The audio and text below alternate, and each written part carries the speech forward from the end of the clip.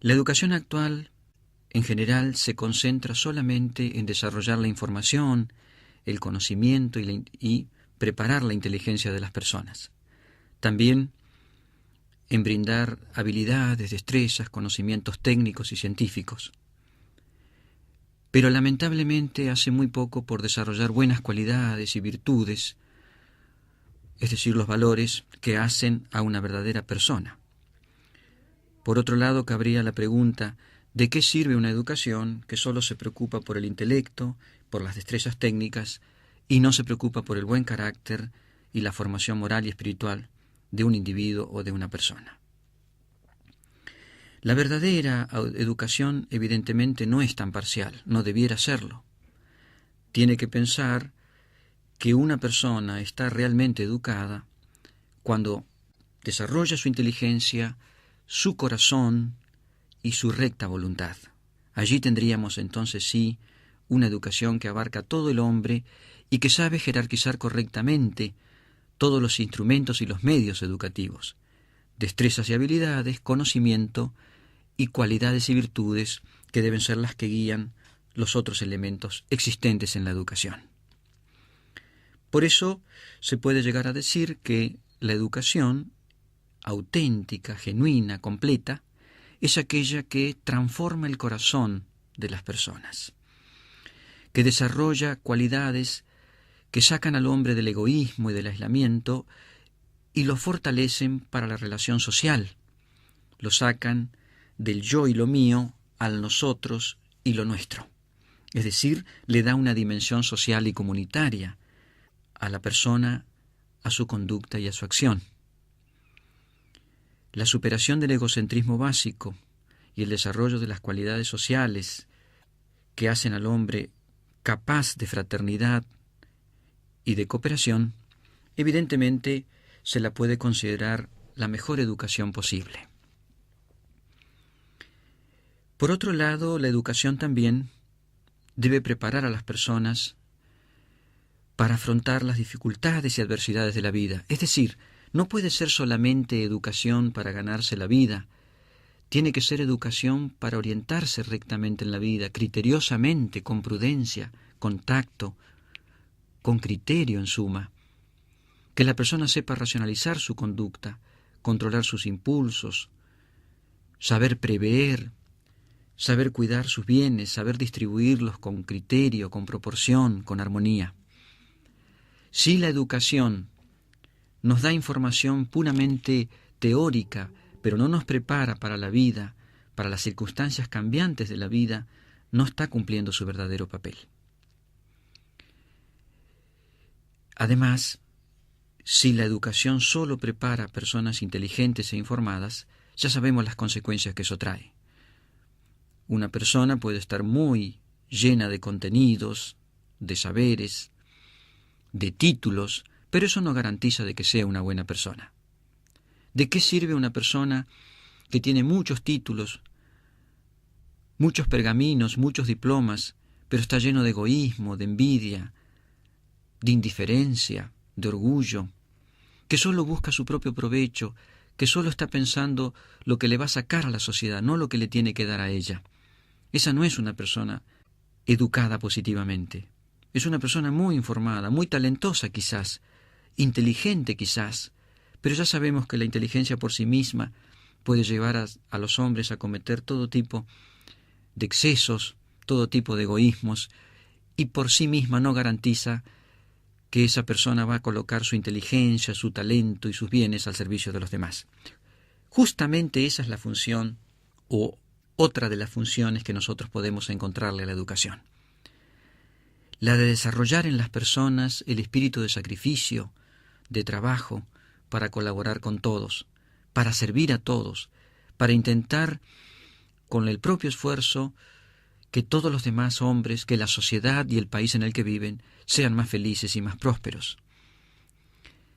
La verdadera educación debe enseñarle a las personas a amar su país, a tener sentido patriótico, a tener sentido social, a ser dignos y decorosos, a tener nobleza de carácter, a ser estrictamente honestos en su conducta.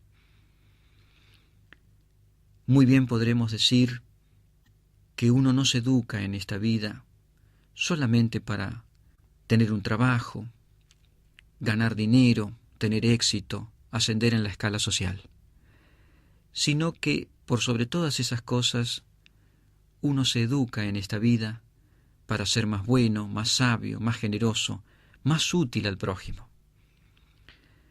Muchas veces sabemos que se gastan millones de pesos en instituciones educativas, en programas, en proyectos, pero si las personas que han tenido la posibilidad de educarse no devuelven a la sociedad y a su país lo que han recibido, y si es posible en forma aumentada, no están cumpliendo con su verdadero papel, ni son personas verdaderamente y genuinamente educadas.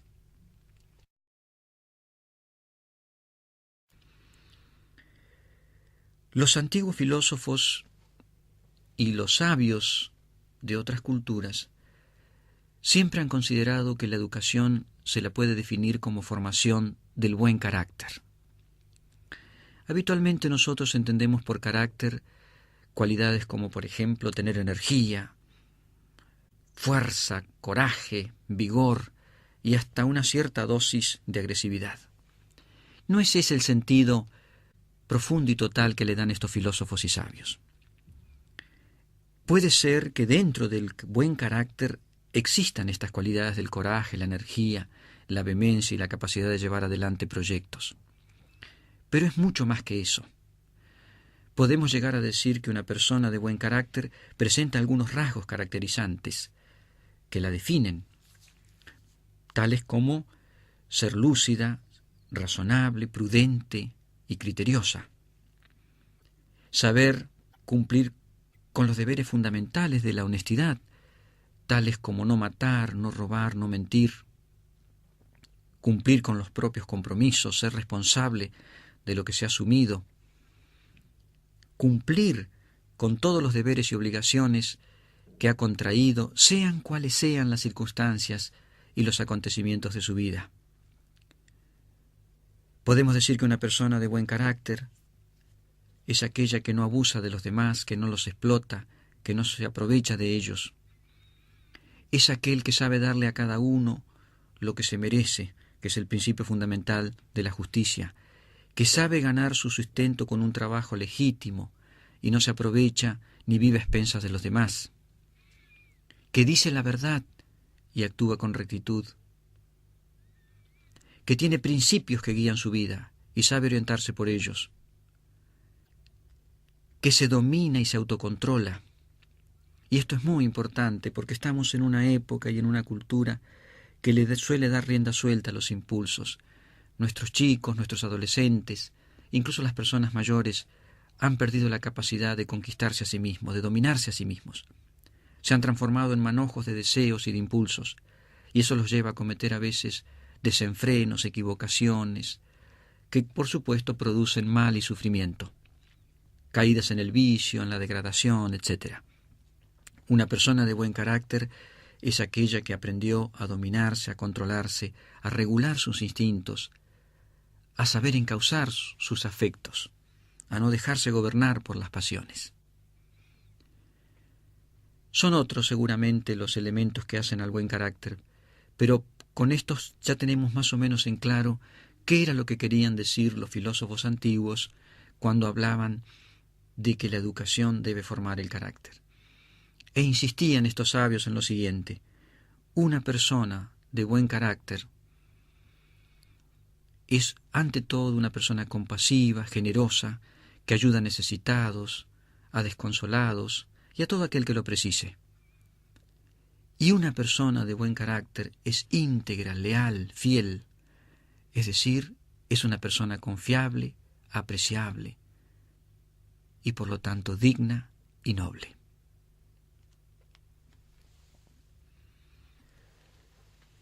La educación actual, también por lo general, realza la inteligencia, la información, pero no la amplitud de criterio, no la flexibilidad, la tolerancia y la comprensión.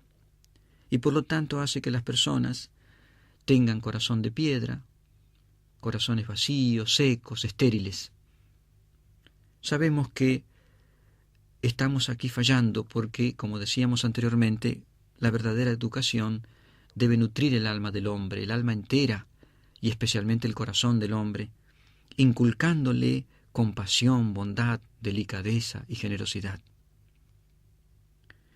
Por otro lado, la educación no es solo conocimiento libresco, es decir, aprenderse un montón de libros, repetirlos en los exámenes o repetirlos en presencia de los demás.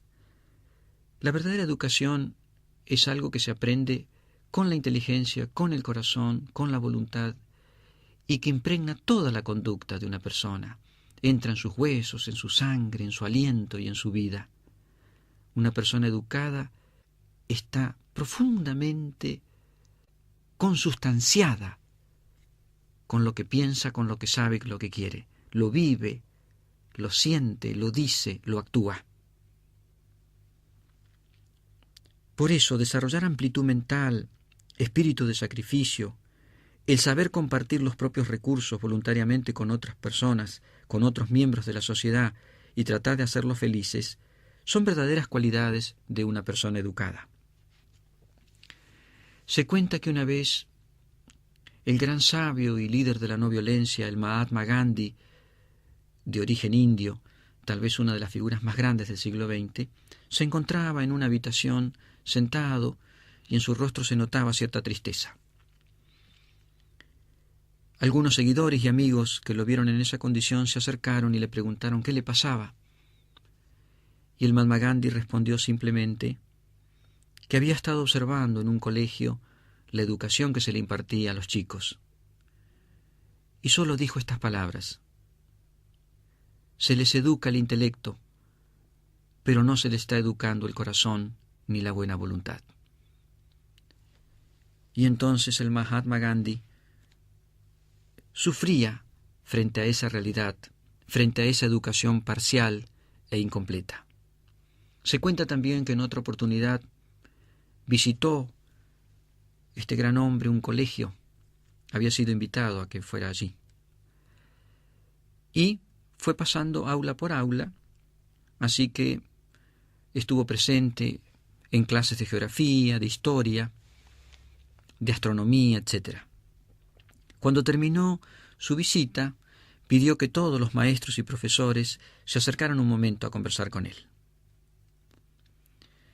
Cuando la reunión se produjo, el Mahatma Gandhi les dijo estas palabras: miren, he estado observando cómo dan clases y lo hacen bastante bien, pero noté una cosa: cada vez que yo entraba a un aula, ustedes me decían, yo soy el profesor de tal materia y enseño esta materia. Y está bien, decía Gandhi, pero noté una carencia en todos ustedes. Ninguno me dijo que estaba enseñando personas humanas. Ninguno me dijo que estaba enseñando a ser mejores personas, a desarrollar buenas cualidades en los chicos y en los jóvenes. Y entonces me di cuenta que no estaban dando una educación genuina ni completa.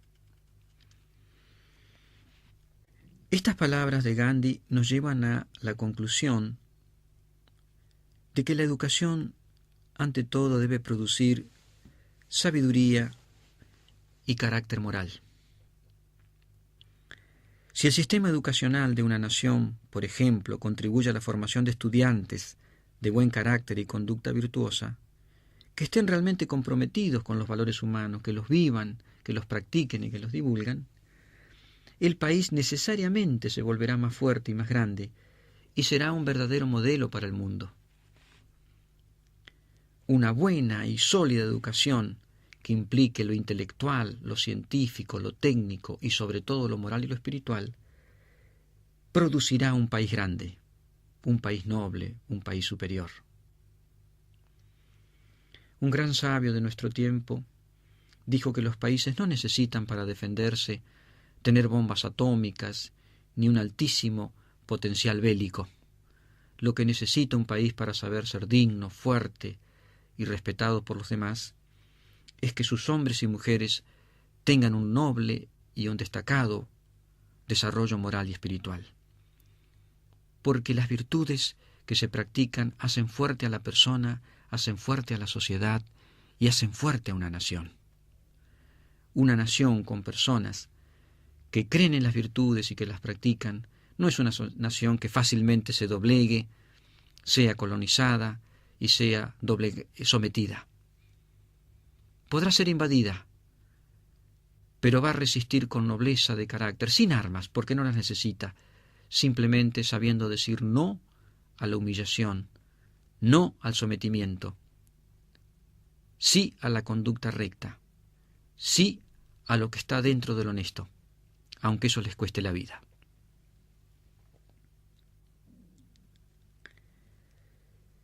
Para enseñar valores y virtudes se necesitan maestros, educadores e instructores que sean naturalmente competentes, dedicados y que por supuesto practiquen las virtudes que enseñan.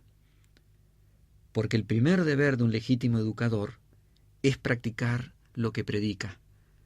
En todo es importante la práctica antes de la prédica, pero en educación es fundamental y en educación en valores mucho más. Otras condiciones importantes u otra condición indispensable es que el educador, de cualquier nivel y grado que sea, debe ser bondadoso, comprensivo y tener el deseo y la perseverancia de lograr, de querer que sus estudiantes desarrollen todo su potencial físico, mental, afectivo y moral.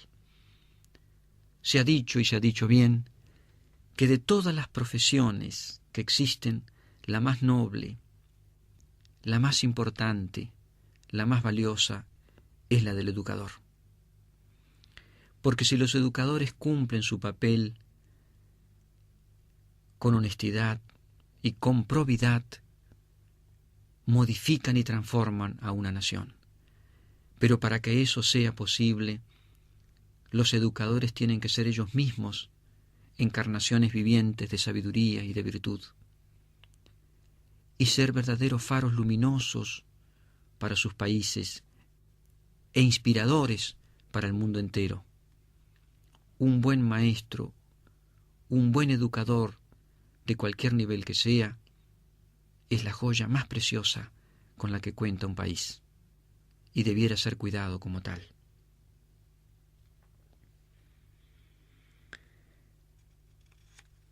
Se dice que una vida sin virtudes es tan estéril como un templo sin una lámpara, como una moneda falsa, como un barrilete cuya cuerda se ha cortado. Un maestro que instruye a sus alumnos con la mirada fija en su salario y un alumno, por ejemplo, que aprende con la suya fija en un empleo, nacieron con la vocación equivocada.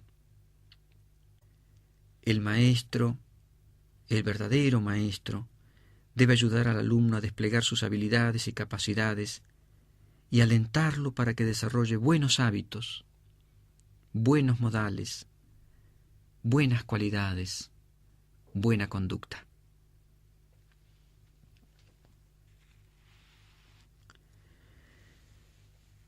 Sin duda, somos los hombres seres sociales. En la sociedad nacemos, en ella nos nutrimos, y todo lo que hacemos tiene raíz social. Las canciones que cantamos, las palabras que vertimos o pronunciamos, nuestras vestimentas, nuestros deberes, nuestras costumbres, nuestras diversiones. Todo tiene raíz en la sociedad, de ella se nutre. Podemos decir que la sociedad es para el hombre lo que el agua para el pez. Si la sociedad lo rechaza o lo desdeña, el hombre no sobrevive. Sabemos de muchos casos de personas que han sido apartadas de la sociedad y a veces criado por animales o han supervivido en forma animal y no alcanzan toda la plenitud y todo el desarrollo humano. Les faltó todo lo que la sociedad brinda: conocimientos, cultura, conciencia de la ley, moralidad, espiritualidad. Por eso podemos también agregar que los hombres somos herederos y deudores por lo que recibimos. El fruto del esfuerzo de muchos siglos, de muchos hombres y de muchas culturas, es lo que se va acumulando en una sociedad y en un país. Y toda persona, todo individuo que vive dentro de ella, es un heredero que le ha llegado a sus manos, ha recibido toda la riqueza de esa cultura. También todos los vicios y deformidades, que son la parte negativa.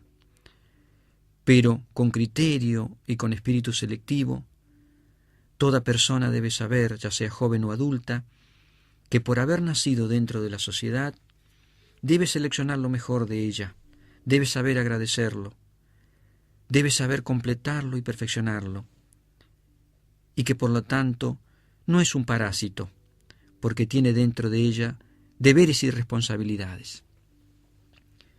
Hay que enseñar a las personas a no ser vampiros sociales, es decir, a pensar solamente en qué le pueden sacar a la sociedad o al país en el que viven. No, hay que enseñarles a ser donadores sociales, gente responsable que sabe que es deudora y que tiene que devolver y que tiene que agradecer y que tiene que multiplicar los bienes de su cultura. Por eso, hay que fortalecer en las personas el instinto social, el fervor comunitario y el deber fraternal. Lograr que este instinto se convierta en conciencia, en hábito, en vida y en aliento de cada uno. La persona que se educa debe saber que no lo hace solamente para ganarse la vida, para tener dinero, éxito y bienestar. Se educa ante todo para utilizar su capacidad, su talento, su dinero, sus bienes y energía y ponerlos al servicio de todos.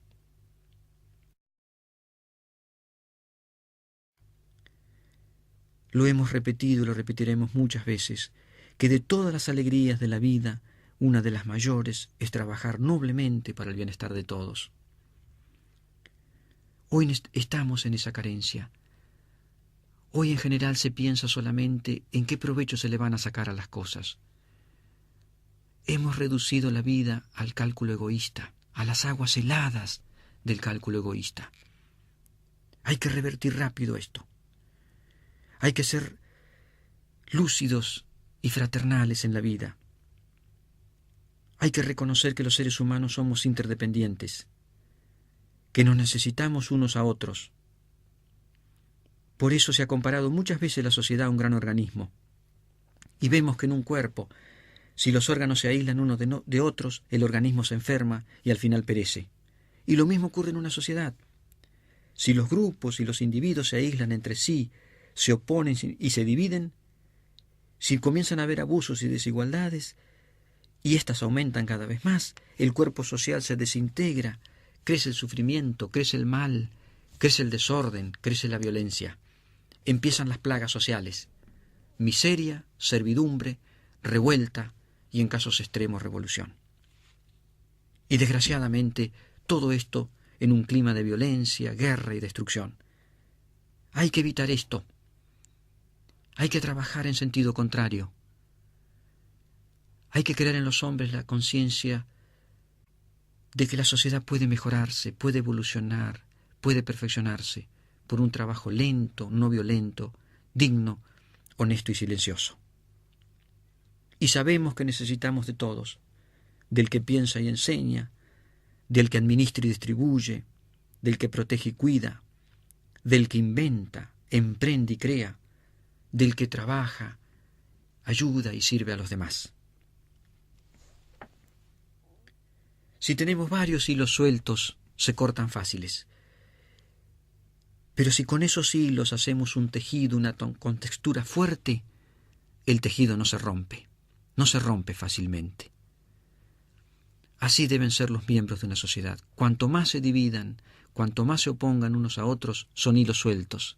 Esa sociedad hace agua por todos lados, colapsa, se desintegra. Cuanto más se juntan los hombres, cuanto más son capaces de conciliarse y cooperar, aún en las diferencias, más sólida, más fuerte, más firme es esa sociedad y su bienestar. Son como los dedos de la mano. Si falta un dedo, la mano ya no trabaja bien. Y si falta más de un dedo, cada vez es peor. En cambio, si los 5 dedos o los 10 dedos de las 2 manos trabajan juntos, las dos manos son mucho más útiles y funcionales. Así es la sociedad. Por eso, al respecto ha dicho un gran sabio: es muy importante que las personas desarrollen una fuerte conciencia social y comunitaria. No se debe vivir como una gota de aceite en un charco de agua, que se esparce sobre la superficie y se niega a mezclarse con el agua. Los hombres deben cultivar la fraternidad y la ayuda mutua. Tienen que unirse entre sí y realizar tareas comunes con fortaleza y habilidad.